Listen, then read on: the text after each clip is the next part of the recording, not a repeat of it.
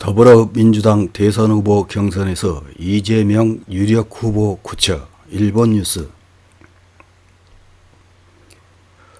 더불어민주당 대선 후보 선출을 위한 첫 순회 경선 지역인 대전 충남 경선에서 이재명 후보가 54.81% 높은 득표율로 1위를 차지하면서 대세론을 입증했습니다.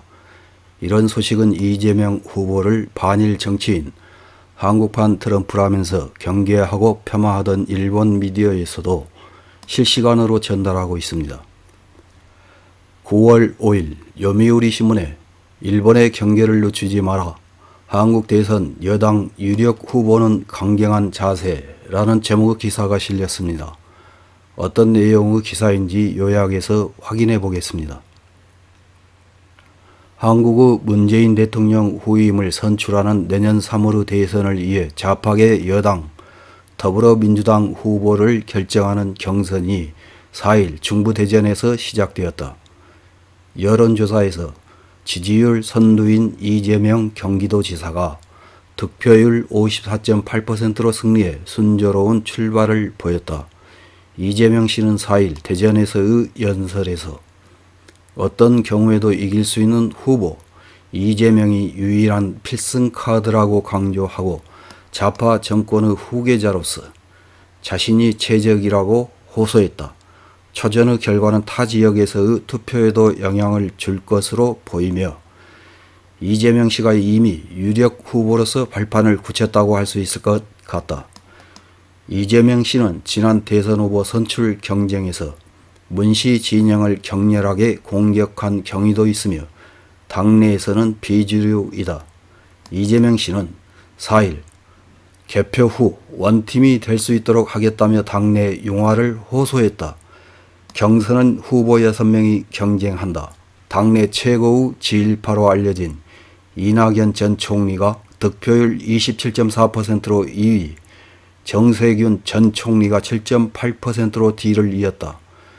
국정 경험이 풍부한 이낙연 씨에게는 당내 주류파인 문씨 지지 그룹이 지원으로 돌아섰지만 당 관계자에 따르면 8월 이후 이재명 씨로 갈아타는 움직임이 눈에 띈다고 한다. 이낙연 씨는 이재명 씨의 과거 스캔들을 공격하는 등 만회를 꾀했지만 득표는 주춤했다.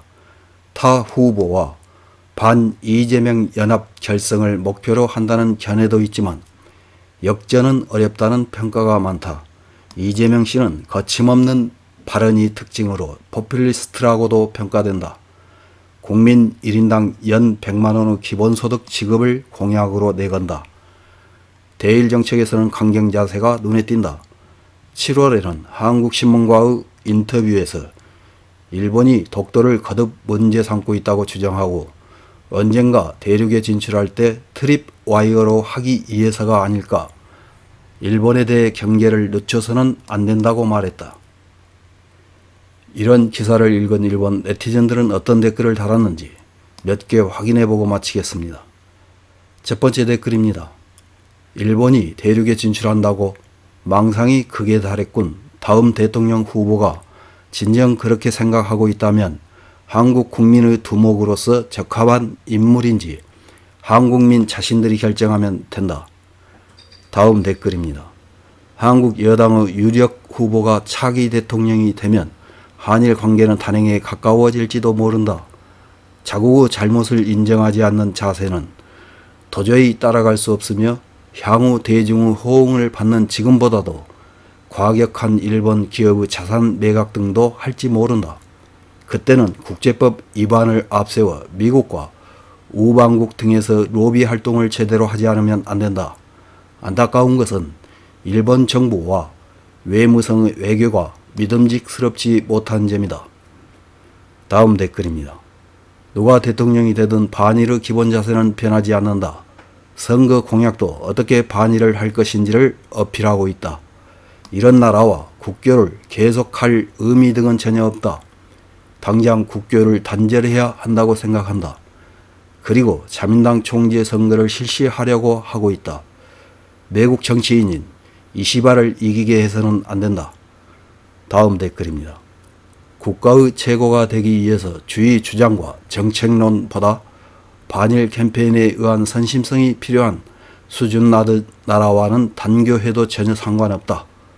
부분적으로 손실을 입는 사람이나 기업도 나올 수 있지만 길게 보면 국제법조차 지키지 않는 국가는 기업 간에도 무엇을 할지 모르니까 빨리 손을 떼는 것이 좋다. 다음 댓글입니다. 대일 강경파라고 하지 말고 대일 단교파로 할 것을 제안하고 싶네요. 단교하면 일본을 경계할 일도 없어지고 여러가지 알력과 불화도 문제가 없어져서 한국에게는 장점밖에 없다. 한국에서 사업을 계속하려면 코리안 리스크를 항상 안게 되고 그들이 원하는 대로 한국에서 태그하는 것이 좋다. 일본도 정치경제 면에서 번거로움이 없어져 쌍방에게 장점이네요. 다음 댓글입니다. 이 녀석이 당선되면 한국은 붕괴하는 것일까?